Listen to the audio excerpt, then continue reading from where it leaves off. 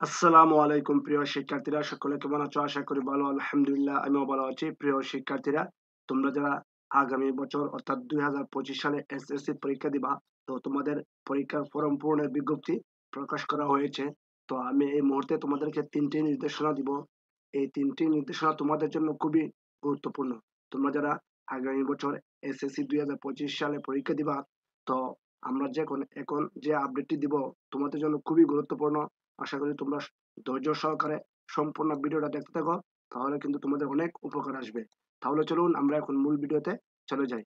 মূল ভিডিওতে যাওয়ার আগে বলবো রাখি, যারা এখন পর্যন্ত আমার এই চ্যানেলকে সাবস্ক্রাইব করেন নাই, আর দেরি না করে এক্ষুনি আমার এই চ্যানেলকে সাবস্ক্রাইব করে পাশে থাকা বেল বাটনটি ক্লিক করে দিবা পরবর্তী সকল আপডেট সবার আগে পাওয়ার জন্য।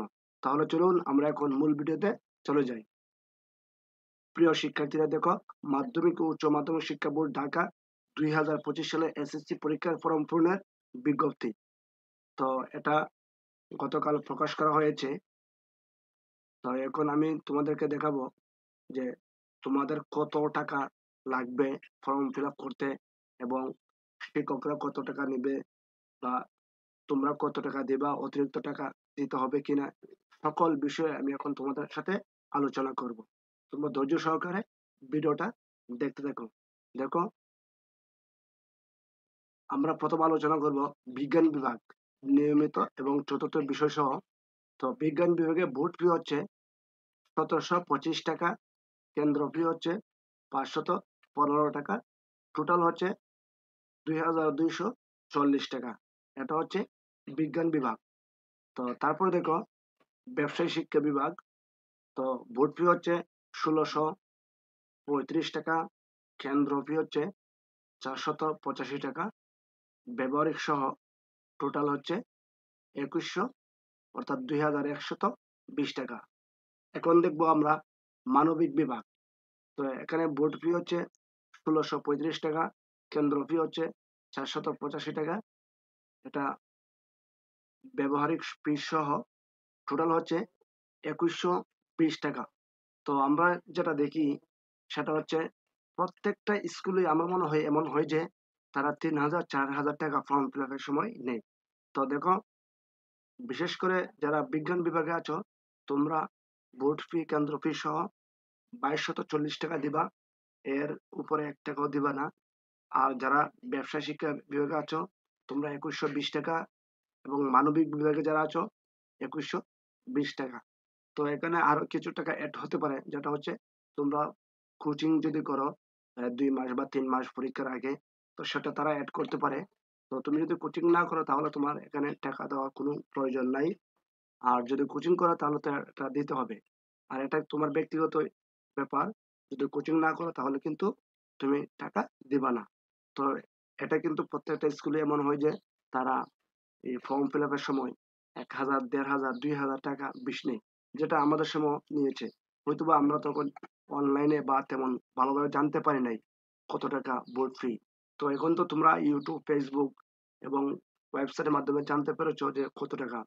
তো আমি বলবো অতিরিক্ত তোমরা কোনো টাকা দিবা না যদি তোমরা কোচিং না করো। কোচিং করলে অবশ্যই কোচিং এর টাকা দিবা, যেহেতু তোমরা এতদিন স্যারের কাছে পড়েছো। তো আর যারা কোচিং করো নাই, তোমরা টোটাল যারা বিজ্ঞান বিভাগে আছো, তোমরা 2240 টাকা দিবা। ব্যবসা শিক্ষায় 2120 টাকা, এবং মানবিক বিভাগ 2120 টাকা। তো এর মধ্যে আর একটা গুরুত্বপূর্ণ হচ্ছে, দেখো, তোমরা যখন ফর্ম ফিল আপ করবা, এটা কিন্তু সঠিকভাবে করতে হবে। ফর্ম ফিল আপ কিন্তু তোমরা করবে না, জাস্ট তোমরা শুধু টাকা জমা দিবা, এটা তোমাদের স্কুলের শিক্ষকরা করে নেবে। তো ফর্ম ফিল আপের গুরুত্বপূর্ণ বিষয় হচ্ছে তোমাদের নাম, তোমাদের বাবা মার নাম, এগুলো ঠিক আছে কিনা। কেননা তোমাদের এই সার্টিফিকেটের মধ্যে ফর্ম ফিল আপে যেভাবে নামটা দেওয়া থাকবে, ঠিক সেইভাবে কিন্তু তোমাদের সার্টিফিকেটের নামটা আসবে। তো তোমরা এই জিনিসটা খেয়াল করবা। আর একটা জিনিস হচ্ছে, তোমাদের ফর্ম ফিল আপ হয়েছে কি না এই জিনিসটা একদম নিশ্চিত হবা। যেটা আমরা যখন পড়তাম, তো আমাদের সাথে 5 জন স্টুডেন্টের এমন হয়েছিল, আমাদের সহপাঠীর, যাদের ফর্ম ফিল আপ করা হয়েছিল, বাট নেট সার্ভার দুর্বল হওয়ার কারণে বা সার্ভার ডাউন হওয়ার কারণে তাদের আবেদনটা বা ফর্ম ফিল আপটা অ্যাকসেপ্ট হয় নাই। পরবর্তী সময় যখন পরীক্ষা দিতে যাবে এর আগে দেখে তাদের কোনো নামই নাই লিস্টে। তাদের কিন্তু একটা বছর লস হয়ে গিয়েছে। তো এটা কিন্তু তাদের জন্য খুবই একটা দুঃখজনক বিষয় ছিল যে তারা ফর্ম ফিল আপ করেছে, টাকা জমা দিয়েছে, কিন্তু তাদের ফর্ম ফিল আপটা অনলাইনে কার্যকর হয় নাই অথবা অ্যাক্টিভ হয় নাই। তো যাদের এমনটা হবে তারা কিন্তু একটা বছর তাদের জীবন থেকে হারিয়ে যাবে। তারা কিন্তু অনেক কষ্ট পেয়েছিল, আমাদের সভাপতি যারা এমন হয়েছিল। তখন আমাদের শিক্ষকের যে শিক্ষক ছিল এই ফর্ম ফিল আপের অধীনে কাজ করেছিল, তাকে জিজ্ঞেস করা হলে সে বলেছিল যে আমি করেছি, বাট হয়তোবা এই অনলাইন বা সার্ভার ডাউন ছিল, যার কারণে হয় নাই। তো তোমরা এই জিনিসটা একটু নিশ্চিত থাকবা ফর্ম ফিল আপটা সঠিক হয়েছে কিনা, বা তোমাদের নাম, বাবা মার নাম সঠিক হয়েছে কিনা, এই জিনিসগুলো তোমরা ফলো রাখবা। আর বাকি যেটা বললাম যে টাকার বিষয়ে, তোমরা তোমাদের যত টাকা আসে আমি তোমাদেরকে দেখিয়ে দিয়েছি। এটা হচ্ছে বোর্ডের। তো বোর্ডের থেকে যত টাকা নির্ধারণ করা হয়েছে তোমরা তত টাকা দিবা, এর বেশি দিবা না।